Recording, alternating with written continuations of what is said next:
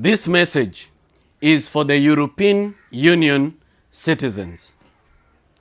Every citizen in the European Union, I want to speak to you directly, and I want you to know that you are paying exorbitant taxes.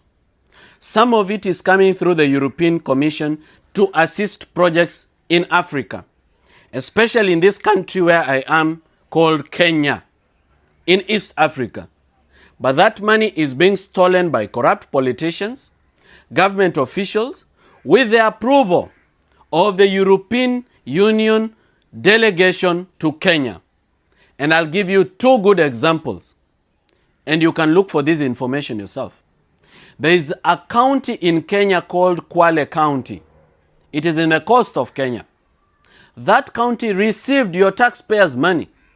So I'm going to tell you in Kenya shillings, then you're going to translate it. So 91,302,709. So 91 million Kenya shillings of your money has been disbursed to the county government of Kwale for a project that was called Kombani Market. This was a fresh produce market with a business center, a meat center, and a dry cereal center, and some office blocks, and some commercial business shops.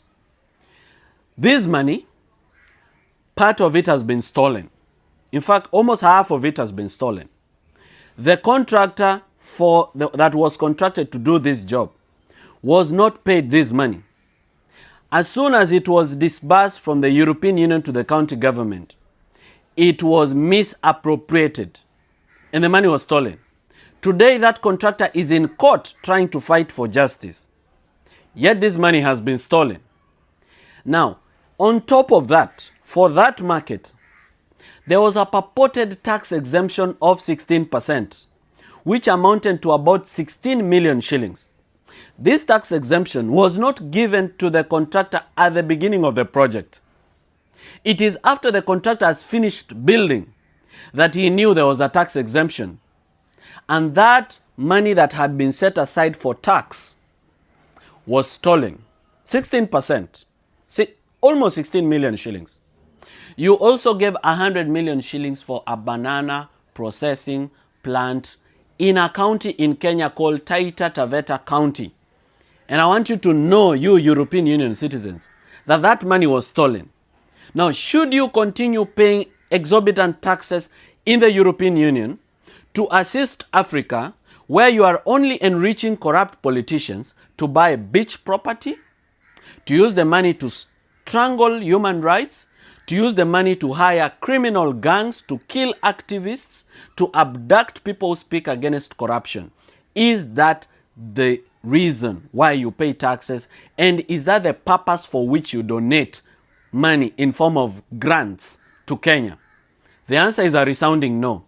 So this is a wake-up call to the European Union delegation in Kenya to stop participating and assisting in corruption in Kenya.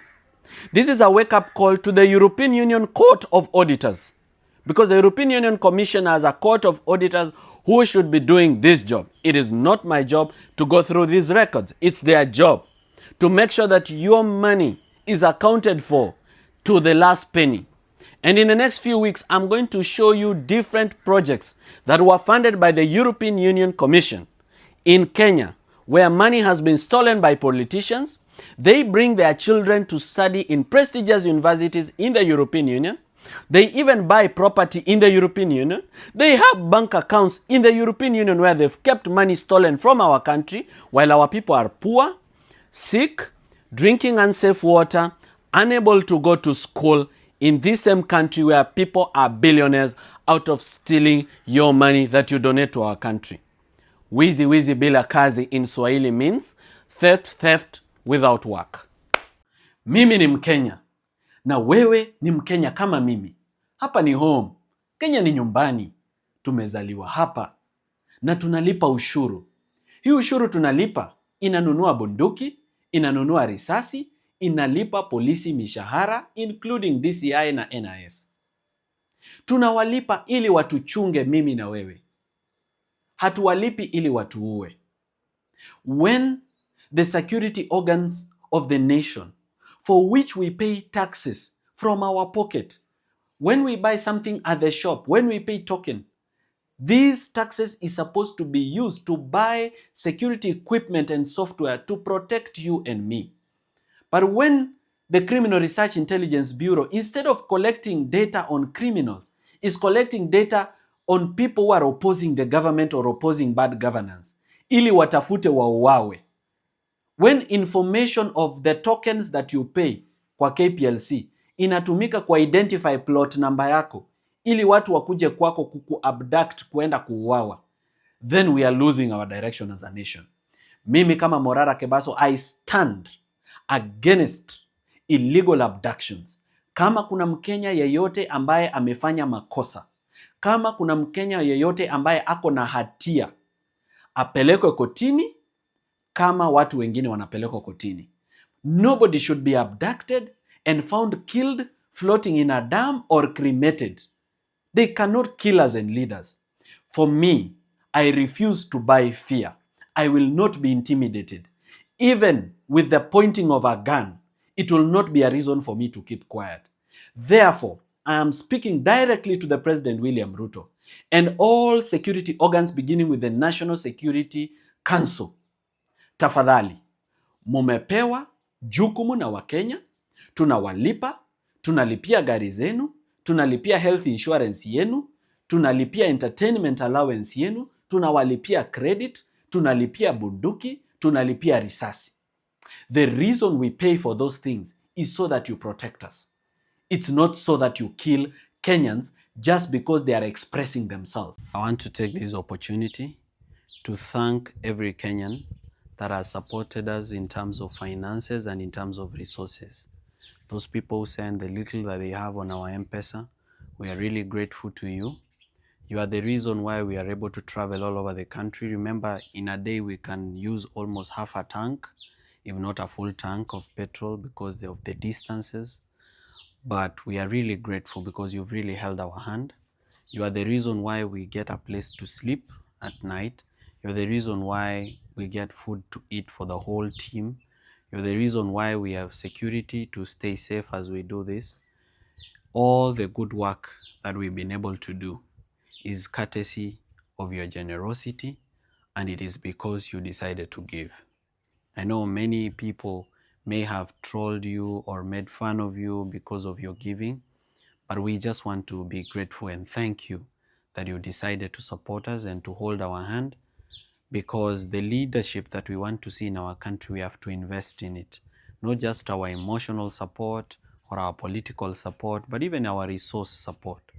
For leaders to come up, leaders of integrity to come and occupy positions of leadership, we have to be willing to support them in terms of financial resources so that they can be able to do what they do the way it happened in developed countries. Because if we wait for people with wealth to be the ones to come and save the nation, most of them and some of them have actually acquired this wealth through corruption, so we may be waiting for a long time.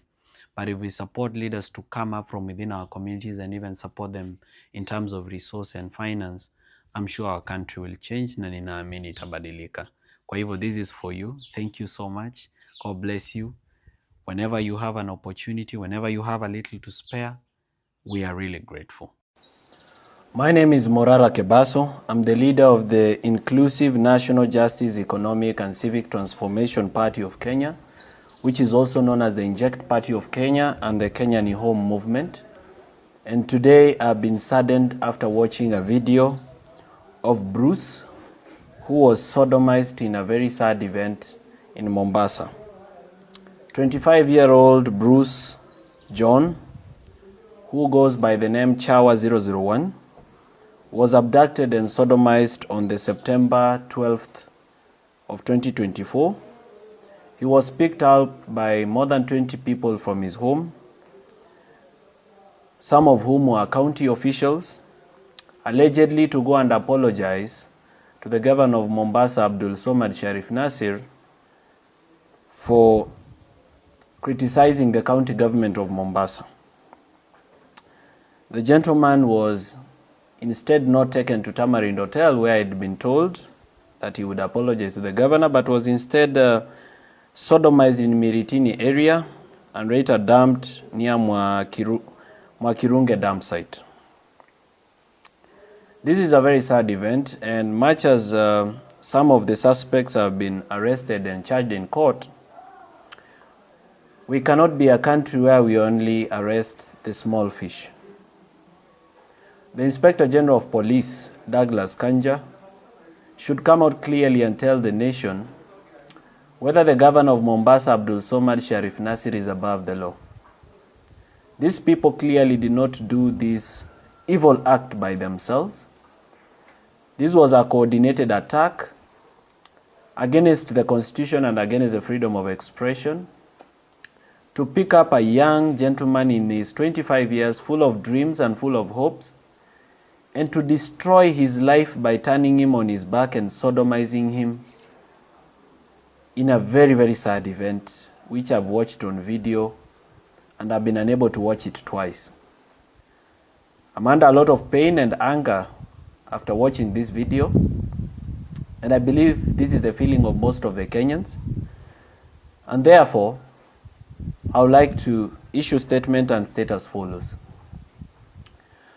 I am giving the Inspector General of Police, Douglas Kanja, an ultimatum to arrest the governor of Mombasa, Abdul Somad Sharif Nasir, to answer to charges of being an accessory to crime and being a conspirator to crime. Sodomy is such a demeaning thing to any man or to any boy.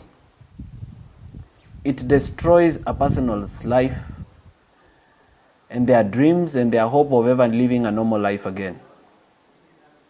I know Bruce has received treatment, but I don't know whether if that happened to you or to your son or to your brother, whether they will ever be able to live a normal life again. If the governor of Mombasa is not investigated, arrested, and charges preferred upon him for conspiring, hiring these criminals, then I'm ready, willing, and able to stop all my activities and lead a nationwide demonstration to demand for accountability of this governor. We have become a nation that is tolerant to criminals, and to make it worse, we've even elected criminals into our elective institution. Today in Parliament, we have a person who shot someone during election day. That person died. The family lost someone. People cried. And to this day, we've not seen accountability. We live in a country where several people died in Shakahola. The government has never been accountable as to how many people died, why they died, and who killed them, but instead has gone for the small fish. We live in a country where people have been abducted, tortured, and killed, and some have been found in quarries, and there has been no accountability. No single police officer has been arrested. None of them has been charged in court. The Independent Police Oversight Authority keeps pussyfooting on this issue, yet they are funded by taxpayers' money to work. So we wonder what work they are doing. We live in a country where several bodies were retrieved from quarry, and to this day, the person who killed them was released from jail, and the police tried to lie to us that this person escaped through a gap in the wire mesh, a gap that had already rusted, which was clearly not a fresh cut. There has been no accountability for those deaths in a police-orchestrated escape. We cannot continue like this. We cannot continue as a country that glorifies criminality, glorifies the torture and killing of citizens, glorifies the demeaning and the complete annihilation of life, like the way it has been done to Bruce, who has been turned on his back and sodomized. Therefore, this is a warning to the new Inspector General. The Constitution gives you independent powers as the Inspector General of our nation, to be independent and to exercise your power independently.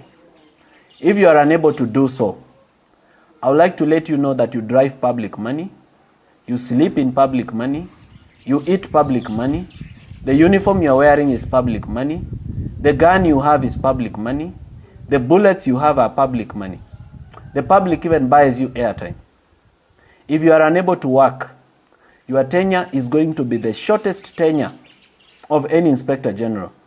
And I'm not just speaking for myself, but on behalf of very many Kenyans who are pained by the sheer lack of compassion that is with the people that hold high offices, including the office of the DCI. Therefore, the Inspector General, together with the DCI, Mohamed Amin, if we do not see action within the next few days, be assured, be rest assured, take it as a joke at your own risk, that we are going to demonstrate non-stop, day and night without stop, until the perpetrators of this heinous crime are brought to book. Thank you, and God bless you.